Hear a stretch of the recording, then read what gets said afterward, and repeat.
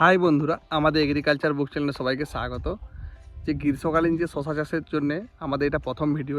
এর পরবর্তীকালে প্রত্যেকটা ভিডিও আমরা আপডেট করে দেবো। এটা আজকে আমরা শশা প্রথম যে আমাদের যে বীজগুলো দেখিয়েছিলাম, রাজনন্দিনী, গুলমোহর, জয় কিষান, সেই সব বীজগুলো নিয়ে আমরা এখানে যে জমিটা দেখতে পাচ্ছেন, মোটামুটি এই জমিটা হবে 5 থেকে 7 কাঠার মধ্যে, মানে আনুমানিক। এখানে আমরা ওই 3টা বীজই এখানে লাগাবো। তার জন্য প্রথমে আপনারা কেমন করে লাইন করবেন, বীজ কেমন করে লাগাবেন, বা কীভাবে বীজটা লাগালে আপনাদের কী বলুন তো ক্ষতি হবে না বা লাভ বেশি হবে, সেটাই আজকে আমরা ভিডিওতে আলোচনা করব। দেখুন লাইনটা কি কতটা গ্যাপে করবেন। দেখুন এই যে এটা হচ্ছে পুরোটা জমি, ঠিক আছে। এখানে জমিটাকে লম্বা লম্বা এখানে একটা করে লাইন করা আছে, ঠিক আছে। এই একটা লাইন, এই একটা লাইন, এই দুটো লাইনের গ্যাপ মোটামুটি আপনি ধরুন 1.5 থেকে 2 ফুট, ঠিক আছে। এরকম লম্বা করে লাইন, এরকমভাবে আবার সেম এইভাবে আবার লাইন করা হচ্ছে। এটাকে বলে আমরা এক কথায় বলি জোড়া ফুলো, ঠিক আছে, বা সিঙ্গেল সামনাসামনি। এটাতে আপনার ওই বীজগুলো পান গাছ যেভাবে লাগানো হয় না, জাস্ট সেভাবে এই যে দেখতে একটা লাইন চলে গেছে সোজা, আর একটা পাশে এই লাইনের দুদিকে কিন্তু বীজ থাকবে। এই বীজগুলো কি বলুন তো, এই যে একটা এই সাইডে দেখতে পাচ্ছেন, এই সাইডে একটা থাকবে, এখানে একটা বীজ দেওয়া হবে, এই সাইডে একটা করে বীজ দিন, আবার এই সাইডে একটা করে বীজ দিবেন। অনেকেই ভাববেন যে তাহলে এরকম করে আমরা লাগাচ্ছি কেন। দেখুন এরকমভাবে লাগালে 6 কাঠা জায়গায় আপনারা যেখানে 1 বিঘা চাষ করছেন না, সেখানে আমরা 6 কাঠার বীজটা এখানে লাগাতে পারবো। 1 বিঘা জায়গায় যে ফলনটা পাবেন, এখানে আমরা 6 কাঠায় সেই ফলনটা পাবো। তার জন্যই আমাদের এভাবে লাগানো। অনেকেই দেখবেন বীজ লাগানোর পর একটা বড় সমস্যা কী বলুন তো, দেখবেন বীজগুলো না লাগানোর পর দেখবেন জমি থেকে 2-4 দিন পরে এসে দেখবেন বীজ নেই। তারপরে সামনেই দেখতে পাচ্ছেন এখানে কি বন, মানে জঙ্গল যাকে বলে, সামনেই এত বড় বন, তাহলে বুঝতে পারছেন বীজের অবস্থা কেবে ইঁদুরে বীজ কিন্তু আপনার চলে যাবে, সেটা মাঠেই হোক আর বন সাইডে হোক, জঙ্গল সাইডে হোক। মানে বীজটা লাগানোর জন্য কী ব্যবস্থা করবেন সেটাও আমি ভিডিওতে বলে দেবো, অবশ্যই ভিডিওটা তার জন্য দেখতে থাকুন। দেখুন এখানে আমি 4 রকমের শশা বীজ নিয়েছি, ঠিক আছে। এখানে আপনারা যে বীজগুলো আপনারা বারবার অর্ডার করছেন, গুলমোহর, রাজনন্দিনী, জয় কিষান। যেহেতু গুলমোহর এখানে দুটো আছে, এটা আমাদের টপ ব্র্যান্ড, সেটা চাষির অবশ্যই পছন্দ। সে বলছিল যে আমি 2টো করে লাগাবো, তার জন্য ঠিক আছে, এই জন্য আমি গুলমোহরটা 2টো দিয়েছি আর বাকি দুটো দিয়েছি, ঠিক আছে। 4 প্যাকেট বীজ এই জমিটাতে লাগানো হবে। এই যে এই সাইডে জমিটা আছে না, এই সাইডটাতে আমরা একটা করে লালা করতে হবে, ঠিক আছে। জাস্ট বীজটা হবে কিন্তু লালা সাইডে, জাস্ট এই সাইডে লালা করবেন, লাইনটা করবেন। যেভাবে আলু লাগানো হয় না জমিতে, সেম এভাবেই কিন্তু এখানে লাইনটা হবে। অনেকে কি করে বলুন তো, যে যখন শশা আমরা লাগাই না, অনেকেই বীজ হয়তো ভাবে যে আমরা কি করব, হয়তো জলে ভিজিয়ে রাখবো না শুকনো লাগাবো। দেখুন সেটা আপনার কি বলুন তো জমির উপরে। জমিতে আপনি লাগানোর পর জল দিতে যদি না পারেন, কোনো কারণে হয়তো আপনি আজকে লাগাচ্ছেন, আপনি দেখছেন জল দিতে আপনার 4 দিন 5 দিন দেরি হতে পারে, সেখানে অবশ্যই বীজটা আপনি একবার ভিজিয়ে দিন।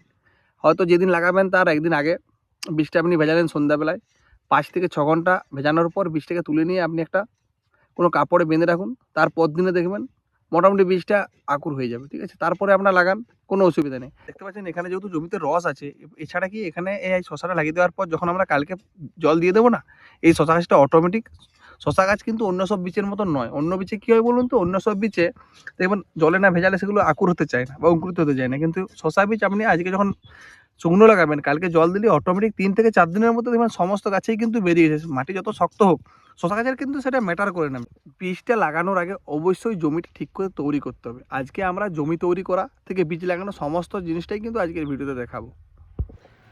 যে সকল বন্ধু বা চাষি বন্ধুরা আমার কাছ থেকে বীজ কিনেছেন, তারা অবশ্যই যদি যারা ব্যানার পেয়েছেন, তারা জমিতে যেদিন বীজ লাগাবেন তার থেকে 7 দিনের মধ্যে কিন্তু আমাদের ব্যানারটা কিন্তু জমিতে লাগিয়ে নেবেন। ব্যানার লাগানোর পর সেটার একটা ভিডিও বানিয়ে আমাকে পাঠাবেন।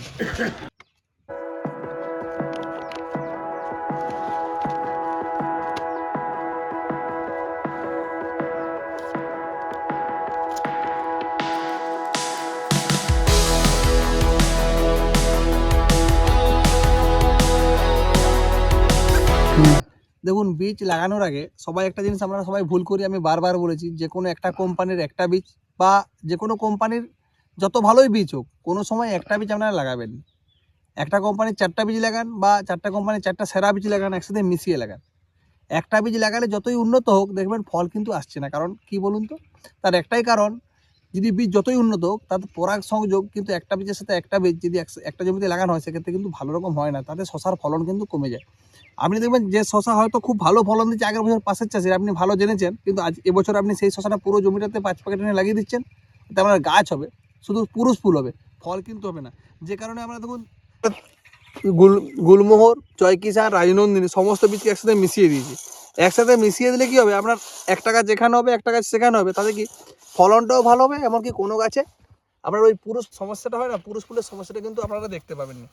এই যে দেখতে পাচ্ছেন, একটা জিনিস সবসময় লক্ষ্য করবেন, যখন যে কোনো বীজ লাগাবেন না, বীজটাকে দেখবেন বীজের গ্রোথ মানে কীরকম বীজটা আয়তনে আছে। যদি বীজ খুব বড় হয়, ঠিক আছে, বীজ আয়তনে বড়, বীজের মধ্যে মনে হচ্ছে কিছু আছে, দানা শক্ত লাগে, তাহলে সেই সব বীজের ক্ষেত্রে শশা কিন্তু গ্যারেন্টি হবেই। এমনকি শশার সাইজও বড় হবে। বীজ যত বড় শশাও তত বড়, বীজ যত মোটা শশাও ঠিক ততই মোটা। এটা কিন্তু বারবার আপনাকে একটা জিনিস লক্ষ্য করতে হবে, যে হয়তো আপনি যে কোনো একটা বীজ কিনলেন, দেখলেন যে বীজের ভিতরে কিছুই নেই। হয়তো ধানের যেরকম তুষ হয় সেরকম দেখবেন ধানের তুষের মতন কী হচ্ছে যে বীজগুলো, তাতে আপনার শশা লাগানোর পর দেখবেন শুধু গাছেই হবে, শুধুমাত্র পুরুষ ফুল হতে পারে, ঠিক আছে, আর তাতে শশা কিন্তু ধরবে না। তার জন্য অবশ্যই বীজটা গুণগত মান দেখে নিতে হবে। দেখুন বীজ এখানে দেখুন, ভালো করে যদি দেখেন বুঝতে পারবেন, এখানে কিন্তু বীজের মধ্যে তেমন কোনো তুষ নেই। সমস্ত বীজকে একসাথে মিশিয়েছি, এবার এই জমিতেই লাগানো হবে। এরপর আমরা কি করব, জমিটাকে তৈরি করব। যেহেতু জমি লাইন কাটার কাজ আপনারা দেখতে পাচ্ছেন হয়ে গেছে সমস্ত কাজ। এরপর কি করব, এরপর জমিটাকে তৈরি করতে হবে যাতে ইঁদুর বা বীজটা নষ্ট না হয়ে যায়। তার জন্য আমরা কি করব, আমাদের রেডি। এরপর এবারে আপনারা কি করতে হবে, যেহেতু জমিতে আমাদের এখানে কোম্পানির বীজ লাগানো হচ্ছে, তার জন্য আমরা ব্যানারটা নিয়ে চলে এসেছি। ব্যানারটা লাগানোর পর এখানে টাঙানো হবে। ব্যানার আপনারা দেখলে বুঝতে পারবেন, অনেকে এই ব্যানার তো খুঁজছিলেন, বীজ লাগালে ব্যানার, এটা জমিতে লাগানোর পর ব্যানারটা এখানে আমরা ঝুলিয়ে দেবো এই গাছে।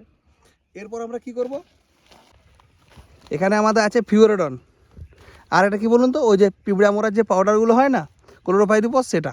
এটা কী জন্য ব্যবহার করব, যাতে পিঁপড়াতে আমাদের বীজগুলো নষ্ট না করে দেয়।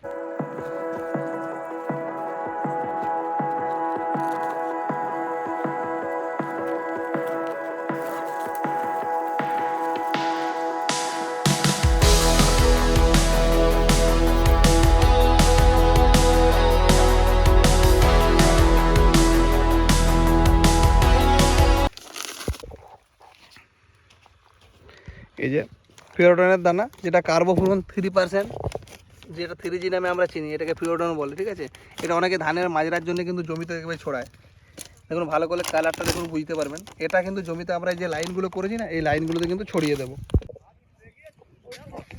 দেখুন এই যে প্রত্যেক লাইনে বেশি পরিমাণে দেওয়ার দরকার নেই, দুটো একটা যদি দানা পড়ে তাতেই জানবেন কিন্তু খুব ভালো কাজ হবে।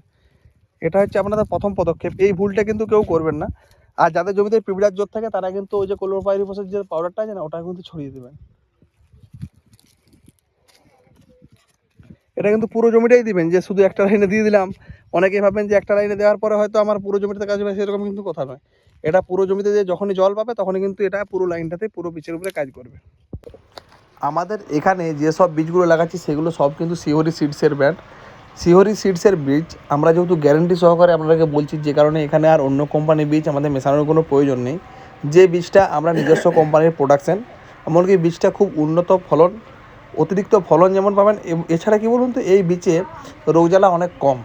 দেখবেন অনেক বীজ আছে তাদের ফলন অনেক বেশি, কিন্তু কী হয়, তাদের রোগজ্বালা এতটাই বেশি যে কারণে কি গাছটা বেশি দিন টিকে না। আপনি 2-4 দিন ফল পান কি 10 দিন ফল পান, তারপর এত সুন্দর ফল দেওয়া গাছটা আস্তে আস্তে হলুদ হয়ে বসে যায় বা গাছগুলো মারা যায়, যে কারণে আপনারা খরচ করেও কিন্তু লাভবান হতে পারেন। শিহরি সিডসের গুলমোহর বলুন, জয় কিষান বলুন, রাজনন্দিনী বলুন, প্রত্যেকটা বীজে কি বলুন তো রোগজ্বালা কম, এমনকি দীর্ঘদিন ফল দেয়। এরপর কি ক্লোরোপাইরিফস, যেটা আমরা আরশোলা বা ঘুরঘুরে পোকা বা আপনার পিঁপড়ে যেগুলো থাকে না, দেখবেন অনেক সময় বীজগুলো গাছ বেরোনোর পর বীজগুলো পোকায় কেটে দেয়। অনেকেরই পোকা কেটে দেয়, তাদের দেখবেন 5টা গাছ লাগালে দেখা যায় কি 5টা গাছের মধ্যে হয়তো আপনার দেখা যাচ্ছে 2টো গাছ বের হয়েছে, আর বাকি দেখবেন 2টো গাছ হয়তো নেই। যে কারণে আমরা এই যে ক্লোরোপাইরিফসের যে পাউডারটা পিঁপড়ার জন্য আমরা বাড়িতে আনাজে কানাজে যখন পিঁপড়ে হয় না, তখন আমরা কিন্তু এটা ব্যবহার করি। ক্লোরোপাইরিফসের যে পাউডারটা আছে না, এটাও কিন্তু জমিতে অবশ্যই দিবেন, কারণ এটা না দিলে কী হবে, ওই যে আপনাকে বললাম অত দামি বীজ লাগাচ্ছেন 2000-3000 টাকা খরচ করে, আপনার খরচ করার পরে দেখবেন আপনার গাছ হয়তো বের হওয়ার পর নষ্ট হয়ে যাচ্ছে 10 দিন কি 15 দিন পর। এরপর আমরা কেমন করে লাগাচ্ছি দেখে যান, জাস্ট কিছু করতে হবে না। এই যে বীজগুলো আছে না, সব একসাথে মিশে গেছে, দেখুন একটা করে এরকম ফেলে দেবেন বেশি। কিন্তু অনেকে কি করে বীজগুলো জোর করে আবার দেখবেন ভিতর দিকে ঢুকিয়ে দেয়, ওরকম করবেন, তাতে গাছ কিন্তু সব গাছ বেরোবে না। দেখুন একটা সাদা হয়তো, এটা দেখুন একটা বেরোচ্ছে, এটা একটা সাদা, একটা লাল, একটা হলুদ, 4 রকমের বীজ পড়ছে, মানে প্রত্যেকটা ভ্যারাইটি আলাদা। যে কারণে কি আপনার ফলনটা কিন্তু অনেকটা বেশি হবে, আপনি যেটা আশা করছেন তার থেকেও ভালো ফলন পাবেন। এমনকি ওই পুরুষ ফুলের যে সমস্যাটা, সেটা কিন্তু এরকমভাবে লাগালে কিন্তু কোনোদিনই হবে না।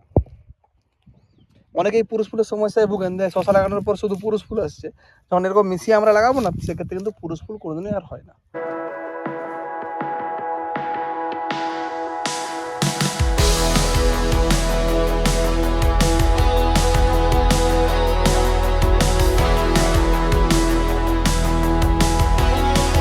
যে কাকার জমিতে আমরা শশাটা আজকে লাগানো হচ্ছে এখানে, ঠিক আছে, আমাদের বীজটা, সেই কাকার সাথে আমি কিছু কথা বলতে চাই। কাকা কেমন করে চাষ করে, কীরকমভাবে, সেটাও আপনাদের জানা দরকার আছে। কারণ আমার থেকে কাকা হয়তো অনেক বেশি এক্সপিরিয়েন্স, কারণ সে অনেক দিন ধরে এই জমিতে চাষ করছে। এখানে কীরকম ফল পায় বা কীরকম রেজাল্ট, বা এই বীজটা যেটা লাগাচ্ছে এই বীজটার কীরকম রেজাল্ট হবে, সেটাও সে এখন আশানুরূপ সেও দেখতে পায়, যেমন আপনারা জানতে পারেন। হ্যাঁ কাকা, তুমি যে এখানে শশাটা চাষ করছো, এখানে তোমরা কেমন করে চাষ করো একটু ডিটেলসে বলো, যাতে আমার চাষিদের এরকমভাবে চাষ করলে সুবিধা হয়। আসলে একটা লাইন করা হলো, হ্যাঁ করা হলো, জোড়াগুড়া করা হয়েছে, হ্যাঁ তার মাঝে লালা করা হলো, লালা করা হয়েছে। তারপরে বীজটা ফেলা আগে ফেরাডন দেওয়া হলো, তারপরে দেওয়ার পরে পিঁপড়া মরা একটু ওষুধ দেওয়া হলো, দেওয়ার পরে বীজটা আমরা ফেললাম 4 কোড়া গ্যাপে। কতটা গ্যাপ একবার দেখিয়ে দাও, মানে চাষের যাতে বুঝতে পারে। এই বীজের গ্যাপটা একটু দূরত্বটা বুঝিয়ে দাও, যে একটা বীজ এখানে একটা ফেলছো, হ্যাঁ, আর এখানে একটা দিলাম, এখানে একটা, এখানে একটা, 4 কোড়া গ্যাপ। এই 4 কোড়া গ্যাপের মধ্যে আমরা বীজটাকে ফেললাম। আর আমাদের এখানে সবাই যে বীজগুলো লাগাচ্ছে সবাই মিশিয়ে লাগায় না একসাথে, সব নানা রকম কোম্পানি? না, সব বীজ একবারে সবকে একসঙ্গে কেটে মিশিয়ে লাগানো হয়।